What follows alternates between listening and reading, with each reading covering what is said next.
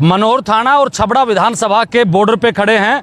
एक खूबसूरत सी नदी और खूबसूरत नदी के चारों तरफ देखिए नरेश मीणा के समर्थन में, नरेश मीणा को चाहने वाले जो लोग हैं नदी के चारों तरफ खड़े हैं। नरेश, मैं ये देख रहा हूँ पिछले 2 दिन से मैं आपके काफिले के बिल्कुल पीछे हूँ। मैं ये जानने की कोशिश कर रहा था कि इतना प्यार कहाँ से मिल रहा है, बिना पद के इतना बड़ा कद मैं पहली बार किसी नेता में देख रहा हूँ। महेंद्र भाई, मुझे प्यार नहीं मिल रहा है।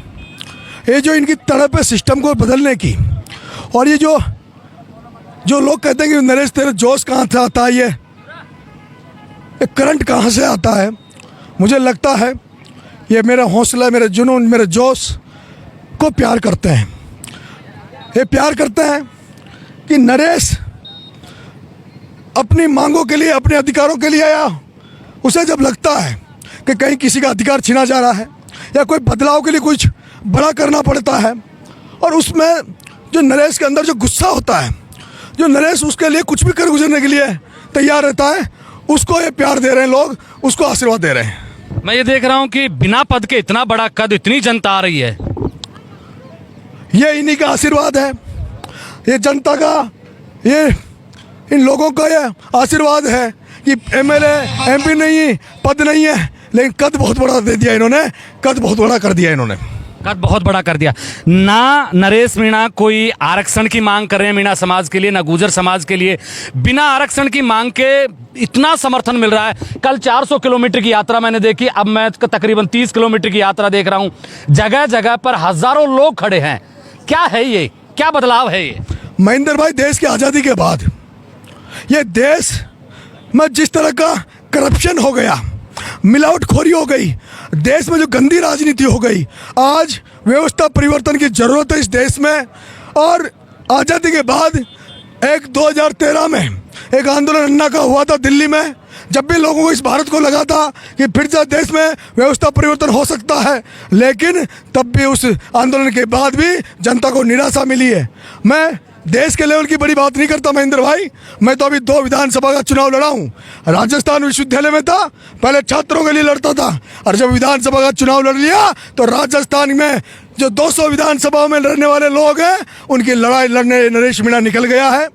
और जिस तरह से जो राजनीति में गंदीवाड़ा हो गया, जो खाद्य पदार्थों में, जो घरों में जो साग सब्जी, मिठाइयाँ, जो हर चीज़ हम लोग खाते हैं, और जिनमें जिस तरह की मिलावट हो गई, जिसके कारण से हर घर में कैंसर फैल रहा है, हार्ट अटैक का मरीज लोग हो रहे हैं, जिस तरह से पूरा राजस्थान इसमें के नशे में जकड़ा हुआ है। हर घर में, हर कस्बे के आसपास नशेड़ी मिल जाएंगे, और वो नशेड़ी खुद के नशे की पूर्ति के चक्कर में आसपास के वातावरण को दूषित करते हैं, क्राइम में कूद जाते हैं। ये क्रांति यात्रा, जन क्रांति यात्रा, बहुत मायनों में बहुत 11 सूत्रीय मुद्दों पर यह जन क्रांति यात्रा हम निकाल रहे हैं। लेकिन मेनली ये 3 मुद्दे हैं। कौन कौन से मुद्दे? 3 मुद्दे। जो भ्रष्टाचार व्यापक है, जो सिस्टम भ्रष्ट हो गया, और सिस्टम जब भ्रष्ट हो गया, सरकारी ऑफिसों में, सरकारी दफ्तरों में जब भ्रष्टाचार का इतनी बढ़ गई जिसकी कोई कल्पना नहीं कर सकते। और जब ये जनता जिन नेताओं को चुनती है, उन नेताओं से आशा करती है कि वो भ्रष्टाचार को कम करेंगे, लेकिन जब इन नेताओं से भी भरोसा इन लोगों को उठ गया है, ऐसे में हम लोग भ्रष्टाचार की, जिस तरह से पेपर लीक को लेकर राजस्थान में आंदोलन हुए, और उसके बाद पेपर लीक को लेकर कहीं न कहीं सरकार सख्ती कर रही है, और कहीं कहीं पेपर लीक पे कुछ बंदी से लगी है। उसी तरह से जैसे पेपर लीक के लिए आंदोलन हुए, उसी तरह से इस राजस्थान को बचाने के लिए, ये भ्रष्ट सिस्टम को ख़त्म करने के लिए, नशाखोरी को ख़त्म करने के लिए, और ये राजनीति में जो पूंजीवाद, जो परिवारवाद, जो वंशवाद ऐसा फैला हुआ है, जिसके कारण राजस्थान की राजनीति में अच्छे लोग आ नहीं पा रहे। और यही कारण है, ये परिवारवाद, वंशवाद की राजनीति है, जिसके कारण से राजस्थान के छात्र संघ चुनाव को बंद कर दिए हैं। महेंद्र भाई, ये राजस्थान विश्वविद्यालय छात्र संघ की देन है। उस छात्र संघ चुनाव नहीं होते तो नरेश मीणा आज इसका इन लोगों के बीच में आपसे इस तरह से वार्ता करता हुआ नहीं आता, क्योंकि छात्र राजनीति में थे। नरेश भाई, मैंने राजस्थान यूनिवर्सिटी के और अलवर में जो बाबू सोभाराम कॉलेज है, वहाँ के कई प्रोफेसरों से बात की। मैंने मीणाओं से बात नहीं की, क्योंकि जाति बिरादरी का आदमी भावनाओं में बह के आपके पक्ष में कुछ भी कह सकता है। मैंने मीणा छोड़ के अन्य कास्ट के जो प्रोफेसर हैं उनसे बातचीत की। उन्होंने कहा कि इतिहास रहा है। जब से भारत आज़ाद हुआ है 20, 25, 30 साल में क्रांति आती है, बदलाव आता है। मैंने हनुमान बेनीवाल के बारे में भी जिक्र किया, मैंने डॉक्टर किरोड़ी लाल मीणा के बारे में भी जिक्र किया। उन्होंने कहा कि डॉक्टर किरोड़ी लाल मीणा को लोग नेता तो मानते, बड़ा नेता मानते हैं, आंदोलनकारी नेता है, लेकिन उस पर मीणा का एक चेहरा टैग लगा हुआ है। उसी तरीके से हनुमान बेनीवाल पे एक जाट का टैग लगा हुआ है। नरेश मीणा के बारे में ये टैग नहीं है। नरेश मीणा को गुर्जर अपना मानता है, मीणा अपना मानता है, यादव अपना मानता है, दलित अपना मानता है, मुसलमान अपना मानता है। ये कैसे संभव है? क्या कर रहे हो ऐसा? मेरे भाई महेंद्र भाई, मेरे परिवार से सीखा कि सब सर्व समाज का सम्मान करना चाहिए और ऐसा काम करना चाहिए जो दूसरे समाज मेरी वजह से मेरे समाज का भी सम्मान करे। और मैंने उदाहरण पेश किए। राजस्थान विश्वविद्यालय में मैंने एक जाट लड़की प्रभात चौधरी को अध्यक्ष बनाने में पूरे मीणा समाज को झोंक दिया। मैंने अंकित धायल एक जाट लड़के को अध्यक्ष बनाने के लिए मैंने पूरे मीणा समाज को उसके साथ झोंक दिया। मैंने यादव समाज के मनीष यादव, ललित यादव को बनाने के लिए पूरे मीणा समाज को उसके लिए झोंक दिया। मैंने 2 दलितों को अध्यक्ष बनाने के लिए, पूजा वर्मा और विनोद जाखड़ को अध्यक्ष बनाने के लिए मैंने मीणा समाज को उनके लिए झोंक दिया। मैं चाहता हूँ, मैं मेरे समाज को भी प्रेरित करना चाह रहा हूँ कि दूसरे समाजों के काम आओगे तो दूसरे समाज एक दिन जरूर आपको समझेंगे, आपके काम आएंगे। और आज मैं देख रहा हूँ उसी का परिणाम है। किस तरह से गुर्जर समाज, मीणा समाज दूर हो गए थे, लेकिन आज नरेश मीणा ने दोनों को एक कर दिया। किस तरह से आज आपने इसी रैली जब याद चालू हुई थी, किस तरह से गुर्जर मीणा भाई भाई के नारे लग रहे थे, किस तरह से सामाजिक सद्भाव बनाने की नारे। अचानक से कहां से लेके आते हो? कल जेल से निकले थे, किसी को पता भी नहीं था। 21 तारीख से जन क्रांति यात्रा शुरू कर दी। ना कोई तैयारी है, ना पैसा है, ना आपके पास में साधन है। जैसी राष्ट्रीय पार्टियों के जब नेता आते हैं उनके लिए भी कम से कम 15 दिन पहले शेड्यूल तैयार हो जाता है, तब भी इतनी भीड़ नहीं आती जितनी नरेश मीणा के लिए आती है। क्यों मेरे भाई? और फिर लोगों को नहीं हो कि कब से मैं क्या कर रहा हूं। लोग तो तैयार रहे कम से कम, आपके अधूरे। मेरे भाई, अब तक के मेरे जितने भी कार्यक्रम हुए थे वो मैंने बताकर किए थे और उसमें भी जन से लाभ उमड़ा था। लेकिन पहली बार मैंने अपने आप को आजमाने का प्रयास किया।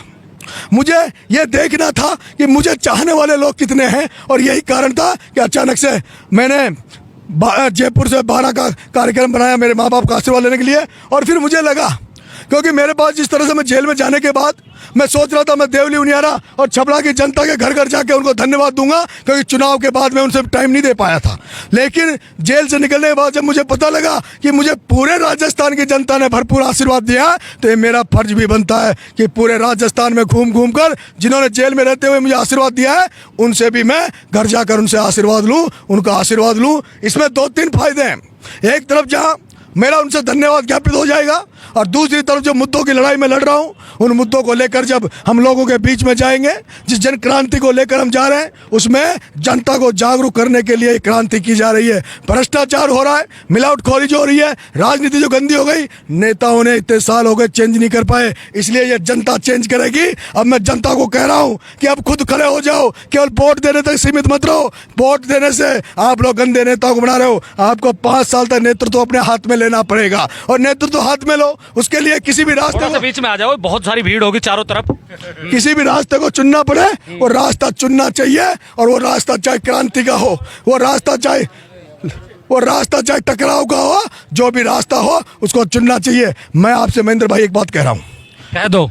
मेरी ये यात्रा जिस विधानसभा से, जिन थानों के सामने से जा रही है ना, वो थानेदार से मैं कह देना चाहता हूँ, सरकारी दफ्तरों से कह देना चाहता हूँ, मेरी यात्रा जाने के बाद किसी न किसी से पैसे मांगे, किसी को भ्रष्टाचार किया, और किसी जनता ने मेरे पास आकर जनता को कहा कि हमसे पैसे मांग रहे हैं, पैसे की दम पर हमारा काम कर रहे हैं, तो ये जनता इस बार एसीबी में नहीं जाएगी, माफ नहीं करेगी, एसीबी में नहीं जाएगी, नरेश मीणा के पास आएगी। ये जनता खुद अपने हाथ में न्याय करेगी, खुद अपने हाथ में खुद एसीबी बनेगी, खुद शक्ति बनेगी। क्या हो रहा है? जिस एसीबी को भ्रष्टाचार पे जिसको जिम्मेदारी दे रही है उसी एसीबी के अफसर पकड़े जा रहे हैं। जब एसीबी के अफसर पकड़े जा रहे हैं तो वो किस तरह से भ्रष्टाचार को रोक सकते हैं? इसलिए मैं कह रहा हूँ इस जनता को जागरूक होने की जरूरत है। अभी नशा का मामला है, नशा, इसमें एक नशा, गांजा नशा, ये नशा इस तरह से फैल रहा है, सरकार कुछ कर नहीं रही। अगर जनता जागरूक गांव-गांव में कमेटियां बना ले और कमेटियां बना के तय कर ले कि आपने गांव में ये लड़का इसमें एक पिता है, इस लड़के को जेल में बंद करा दो, 6 महीने उसकी जमानत मत कराओ, 6 महीने बाद या तो वो सुधर जाएगा। इसी तरह से कोई नशाखोर है जो नशा बेच रहा है, उस नशा बेचने वाले व्यक्ति को उस नशा बेचने वाले व्यक्ति को जेल में डाल दो, उसके लिए कोई जमानत मत कराओ। वकीलों से भी हम विनती करेंगे, पंजाब में महेंद्र भाई वकीलों ने तय कर लिया कि कोई नशेड़ी की, नशा का सौदा करने वालों की कोई जमानत नहीं करेगा, कोई जमानत नहीं करेगा। अब मैं एक सवाल कर लेता हूं नरेश भाई, राजेंद्र गुढ़ा ने मुझे साफ साफ कह दिया कि नरेश मीणा विधायक नहीं बनेगा, तो विधायक बनाएगा, सर्टिफिकेट बांटेगा, ऐसा लग रहा है कि आपको भी? मुझे लगने लगा है, आज लगने लगा है मुझे कि मेरी जो भीड़ में लोग चल रहे हैं, इनमें से मुझे 2-3 चेहरे ऐसे नजर आ रहे हैं कि जो अपनी विधानसभा से एमएलए बन सकते हैं, अपनी विधानसभा से एमएलए बन सकते हैं। अभी तो मैं पूरे राजस्थान में घूमूंगा और मैं आपसे कहना चाहता हूँ, अभी यात्रा का आप देखिए। मैं देख रहा हूँ, ये नदी है, जो नदी के चारों तरफ लोग खड़े हैं, सामने जो मंदिर है उसमें भी हजारों लोग बैठे हैं। ठीक है, ये जो जनता खड़ी है, ये जनता एमएलए बनाती है, जनता नेता बनाती है, ये जनता सड़कों पे निकल रही है। अब किसी को टिकट की जरूरत नहीं पड़ेगी, किसी को कांग्रेस बीजेपी में जाने की जरूरत नहीं पड़ेगी, ये जनता खुद ही टिकट बांटेगी और खुद में से निकाल कर खुद ही एमएलए एमपी बनाएगी। नरेश, एक अहम सवाल यह है, क्योंकि बहुत सारे नेताओं के फोन आए मुझे, कांग्रेस के हों या बीजेपी के, जुड़ना चाहते हैं आपसे, लेकिन उनका डर है कि नरेश मीणा कल को किसी पार्टी में चला गया, नहीं खड़े रहो कोई बात, कल को नरेश मीणा किसी पार्टी में चला गया तो हम तो अधूरझूल में रह जाएंगे, क्योंकि वो तो चला ही जाएगा। आप खुद की पार्टी बनाएंगे या फिर स्वतंत्र रह के या किसी पार्टी में जाएंगे, खुद की पार्टी बनाएंगे? महेंद्र भाई, मेरा तो मन है राजस्थान में थर्ड मोर्चा बनना चाहिए, लेकिन थर्ड मोर्चा बने तो जैसे अब तक मोर्चे बने या अब तक जो पार्टियां बनी हैं उस तरह का ना हो। वो जातियों के आधार पे बनी थी। क्योंकि महेंद्र भाई, मैं चाहता हूं कोई बार कोई शक्ति जब ताकत सारे लोग इकट्ठे होके कोई मामले को लेकर लड़ते हैं और वो अगर सफलता नहीं मिली तो फिर बरसों मामला चला जाता है। मैं चाहता हूं अगर हम लोग थर्ड मोर्चा बनाते हैं और वो थर्ड मोर्चा में अगर हम दिन रात मेहनत करते हैं, अरे मैंने राजस्थान विश्वविद्यालय में 2011 में 4 दिन में विश्वविद्यालय में तीसरा मोर्चा बनाकर, थर्ड मोर्चा बनाकर राजस्थान विश्वविद्यालय की प्रभात चौधरी पहले विश्वविद्यालय के अध्यक्ष बना दी थी। क्या यही? बिल्कुल, मैं चाहता ये हूं, जो व्यक्ति विश्वविद्यालय में जहां पढ़े लिखे लोग आते हैं राजस्थान के, जहां राजस्थान के सारे अच्छे लोग वहां पढ़ने आते हैं, उनमें जब थर्ड मोर्चा चल सकता है तो राजस्थान की जनता में पता नहीं, कल जब मैं आ रहा था मुझे एक आदमी ने फोन किया, उसने मुझे ये कहा कि नरेश मीणा अगर किसी पार्टी में ना जाके खुद चुनाव लड़ेगा, अपने लोगों को लड़वाएगा, तो हो सकता है कि अगला उप मुख्यमंत्री नरेश मीणा हो सकता है। महेंद्र भाई, अगर हनुमान बेनीवाल और सचिन पायलट साहब ये दोनों होकर एक होकर आ जाए और दोनों अगर मुख्यमंत्री बन जाए, संभावनाएं नहीं है उनकी।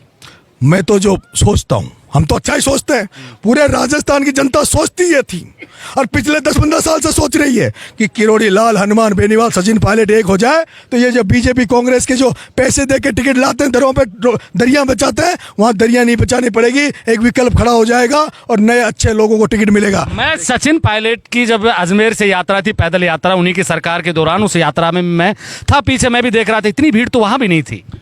अब मैंने क्यों नरेश मीणा दूसरों के गुहार लगा रहा है? क्योंकि गुहार लगाते लगाते, मैं गुहार नहीं लगा रहा, नहीं, मैं दूसरी बात कर रहा हूँ, मैं आपको जवाब दे रहा हूँ, मैं गुहार नहीं लगा रहा। मैंने विश्वविद्यालय में भी कई बार त्याग किए। दूसरों को जब बनाते हो ना आप, खुद बनते हो तो लेकिन आगे बढ़कर किसी और को बना दो, आपका कद बड़ा हो जाएगा। मैंने तो बाला साहब ठाकरे से सीखा है, और महाराष्ट्र के मुख्यमंत्री होते, लेकिन मुख्यमंत्री नहीं बने बाला साहब ठाकरे, जबकि शिवसेना की सीटें आ गई थी। लेकिन अगर वो मुख्यमंत्री बन जाते तो मसीहा नहीं रहते, देवता नहीं रहते, वो नेता हो जाते। और नेता का ये कोई जरूरी नहीं कि 100% उनको सब लोग पूजा करें। मैं लेकिन इस बात को कहना चाहता हूं, पार्टियां बन गई, मोर्चे भी बन जाएंगे। जो नेता सोच रहे हैं कि 2 साल बाद में मोर्चा बना लेंगे, हेलीकॉप्टर से आएंगे, सभाएं करेंगे और सभा में भाषण दे के कह देंगे कि मोर्चा बना लिया। भाषणों से और हेलीकॉप्टरों से, और वो आजकल तो डोम से, डोमों में जो सभाएं होती है उनसे मोर्चे नहीं बन सकते। मोर्चे बनाने के लिए काशीराम की तरह सड़कों पे उतरना पड़ेगा। मोर्चा बनाने के लिए बहुत मेहनत करनी पड़ती है। मैं कह रहा हूँ महेंद्र भाई, मैंने अभी बेनीवाल जी को निमंत्रण दिया चलती सभा में। मैंने भाई साहब 25 तारीख को मेरा बपावर में रिश्ते है, मेरी यात्रा में अगर आप मेरे को समर्थन देने आ जाएंगे तो ये यात्रा को और बल मिल जाएगा। मैं महेंद्र भाई कहना चाहता हूँ, अगर हनुमान बेनीवाल, वो जो आज दो सभाएं मैंने पिछली बार उनकी देखी है, दोनों सभाओं का 50-50 लाख का तो उन्होंने टेंट लगा रखा था। टेंट लगा रखा था, उनके साथ काफिले में गाड़ियां चलती है। मैंने आज महसूस किया है कि मेरे साथ जो गाड़ियां चल रही है ना, अभी इन गाड़ियों को कल बंद करूंगा। मेरे साथ एक भी गाड़ी नहीं रहेगी, जो रहेंगे वो पैदल रहेंगे। मैंने बहुत सारी चीजें करी है, मैंने सापे बंद कर दिए, मालाएं बंद कर दिए। मेहनत मांगती है राजनीति, जनता तो जब देखेगी ना कि ये लोग मेहनत कर रहे हैं। अगर जिस तरह नरेश जी इस आरोती से निकला है, हनुमान बेनीवाल तेजा जी के दर पे ढोक देख के पश्चिमी राजस्थान को घेरता हुआ प्लानिंग कर ले कि नरेश तू भी उस दिन जयपुर पहुंच और मैं भी उस दिन पश्चिमी राजस्थान को लेकर जयपुर आऊंगा। अगर सरकार नहीं बन जाए तो मेरी गारंटी, और महेंद्र भाई मेरे कोई लालसा नहीं है, मैं तो ये भी नहीं चाहता मैं एमएलए बनूं, लेकिन जिस दिन मोर्चा बन जाएगा, जिस दिन मोर्चा बन जाएगा, मेरे जैसे बहुत सारे युवा साथी जो बेचारे जिनके पास साधन संसाधन नहीं है लेकिन राजनीति करना चाहते हैं, उनका भी नंबर आ जाएगा। नरेश भाई बड़ा मजा आ रहा है ये देख के कि एक लड़का जो अपनी विधानसभा से विधानसभा की टिकट मांग रहा था, फिर लोकसभा की मांगी तब भी नहीं मिली, फिर दोबारा से उपचुनाव में विधानसभा की टिकट मांगी तब भी नहीं मिली, और अब उसके पास में इतने लोग हैं कि उसको पार्टियों की जरूरत नहीं है। लोग तो मेरे पास शुरू से थे, पर समरावता कांड के बाद नरेश मीणा ऊपर के लोगों ने सीरियस लेना शुरू कर दिया। समरावता कांड के बाद ऊपर के लोग नोटिस करने लग गए, देखने लग गए कि नरेश है। पहले इतने लोगों को लेके कई बार निकला हूं, कई बार 12 में कलेक्टरों का घेराव किया है, लेकिन जो मीडिया के हाल भी हमने तो ऐसे देखे थे। इस 12 में तो जो मीडिया था उसके हाल भी हमें ऐसे देखे थे। हम हजारों आदमी लेके जाते थे, कोई दिखाता नहीं था, और वो जो यहाँ कांग्रेस बीजेपी के नेता 10 आदमी लेके जाते थे, तब कहा जाता था फलाना एमएलए फलाना मंत्री हजारों के साथ जा रहा है। क्या नई क्रांति का आगाज है ये जन क्रांति यात्रा? मैं तो प्रयास कर रहा हूँ, मैं तो चाहता हूँ राजस्थान में एक नई सी क्रांति आए जो नई राजनीति को पैदा करे, सिस्टम को चेंज करे। अब कितना सफल होगा ये ईश्वर की कृपा और इन सब लोगों। मैं देख रहा था कि इतनी बड़ी सभाएं होती, इतनी लंबी यात्राएं होती, तो मीडिया का हुजूम आ जाता है। सचिन पायलट की यात्रा में था, नरेश मीणा के इर्द गिर्द कोई मीडिया वाले नहीं थे, क्या चक्कर है?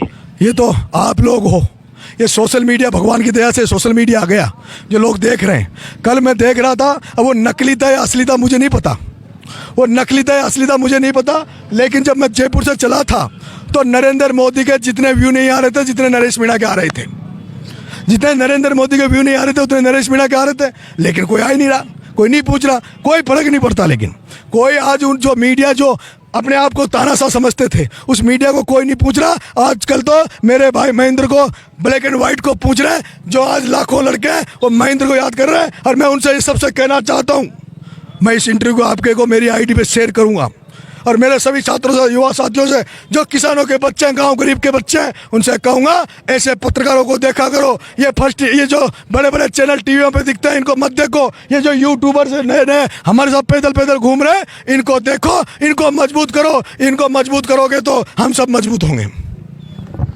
देखिए, मुझे नहीं पता कि इस यात्रा का और इस नरेश मीणा के इस संग्राम का जो ये क्रांति लाना चाह रहे हैं उसका आगाज़ तो बहुत खूबसूरत है, अंत कैसा होगा, लेकिन इतना तय है कि नरेश मीणा ने बड़े बड़े नेताओं के पैरों से ज़मीन खिसका दी है, वो नज़र भी आ रहा है। इतनी भीड़ मैंने सचिन पायलट की सभा में नहीं देखी थी जब वो अजमेर से चले थे, जितनी नरेश मीणा की मैं पैदल यात्रा में देख रहा हूँ। कल जब एक गाँव आए थे, 400 किलोमीटर का सफ़र किसको बोलते हैं? 400 किलोमीटर में हर 10 किलोमीटर पर हजारों लोग इनका स्वागत कर रहे थे। सोचने वाली बात है। आप नरेश, एक अंतिम सवाल, अंता के चुनाव के बारे में चर्चा है, क्या करोगे? मैं पहले तो सोच रहा था 2-3 दिन पहले, तो जब मैं 12 नहीं आया था, कि मैं खुद लड़ूंगा, लेकिन अब मैं सोच रहा हूं अगर प्रमोद जैन भाया लड़ा ना तो मैं एक ऐसा व्यक्ति ढूंढ के लाऊंगा, कोई बकरी चराने वाला, भेड़ चराने वाला, कोई खेती करने वाला, और उससे प्रमोद जैन भाया की जमानत जब्त कराऊंगा। देखिए, राजा की टक्कर रंक से करवाने का इरादा नरेश मीणा ने ले लिया है। आप मेरे साथ देख रहे हैं ब्लैक एंड व्हाइट सच। मैं महेंद्र यादव, जय हिंद, जय भारत।